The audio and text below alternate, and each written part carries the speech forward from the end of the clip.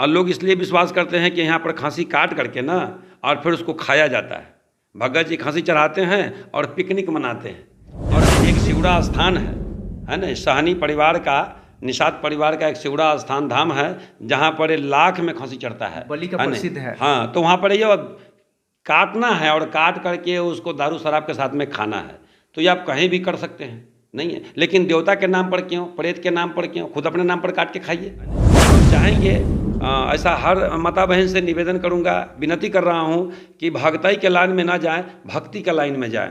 भक्ति आपका संस्कार का विकास कराती है और भक्ति आपकी पूरे संस्कार को ले डूबती है। केवल महाराज बलि के स्वीकार करते हैं? कभी जीवन में वो कभी बकरी उकड़ी नहीं खाए थे।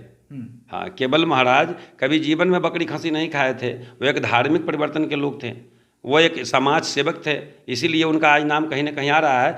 और ऐसा जो है बहुत सारे लोग उनको नाम बदनाम करने के लिए खस्सी बकरी चढ़ा रहे हैं। भगत से क्यों नफरत है आपका? जी, हमें भगत से नफरत नहीं है, बल्कि नफरत हमें भगत की विचार से है, जो भूत प्रेत तंत्र मंत्र को विशेष दर्जा देने के लिए वो हद तक पार कर जाते हैं। और वो दावा करते हैं कि जिन्हें संतान की आपत्ति है, जिन्हें संतान नहीं आ रही है, उन्हें भी वो गारंटी ठोक देते हैं कि हम झाड़ फूँक कर देंगे तो संतान आ जाएगा। संतान आ जाएगा तो तुमको खस्सी बकरी बलि देना पड़ेगा, एवं प्रकार के जीव को हत्या करना पड़ेगा। ये भगत का मूल उद्देश्य है। दूसरा नंबर में देखे होंगे, छठ पूजा के बाद पूर्णिमा आती है जिसका गंगा स्नान कहा जाता है। गंगा स्नान के अवसर पर इतने सारे भूत खेली होती है जिसमें भगत जी कुछ जानते उनते नहीं हैं, केवल डांस करना जानते हैं। वो केवल डांस करते हैं, वो खुद को डांस करते हैं और अनजान प्राणियों को भी डांस कराते हैं। जैसे कि लेडीज ज़्यादा उनका सेवक बन जाता है, लेडीज ज़्यादा उनका शिष्य बन जाती है, और ज़्यादा करके लेडीज के ऊपर ही प्रेत क्यों आता है, ये इस पर भी मेरा बहुत बड़ा ये फोकस रहता है। तो आखिर में क्यों आता है महिला के?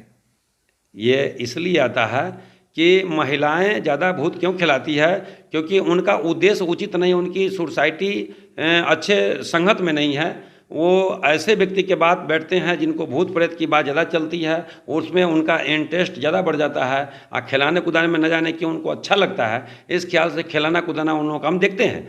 ये मैं नहीं बोल रहा हूँ, बल्कि हर जगह पर देखने के लिए मिलता है कि अगर 10 आदमी भक्ति कर रहा है, उसके अंदर में लगभग 8 महिलाएँ होती है। ये हमारे समाज का, हमारे देश का हर एक प्राणी का जिम्मेवारी बनता है कि जो अंधेरे की मार्ग में जा रहा है उन्हें उजाला की मार्ग दिखाएं।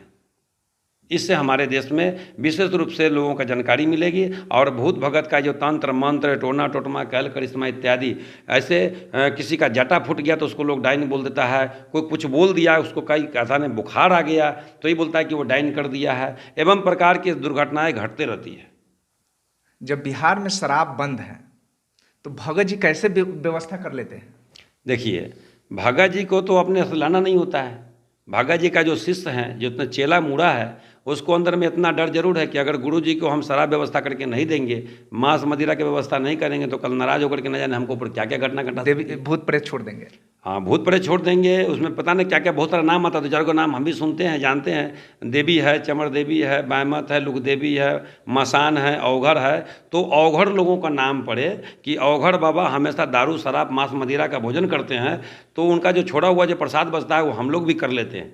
इसलिए उसमें शिष्य लोगों का, चेला लोगों का भी बड़ी दिलचस्पी होती है। शराबबंदी होने के बावजूद भी भगत जी लोग ये मांस मदिरा की व्यवस्था कर लेते हैं और अपने चेला के साथ में खूब पिकनिक मनाते हैं।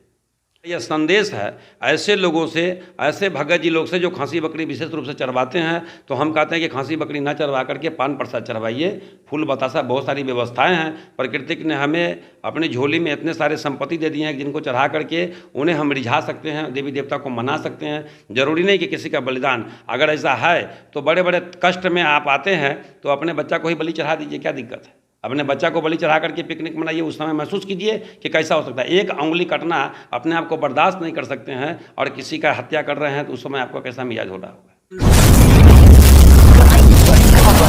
तो आपको दिखाता है सच का आईना।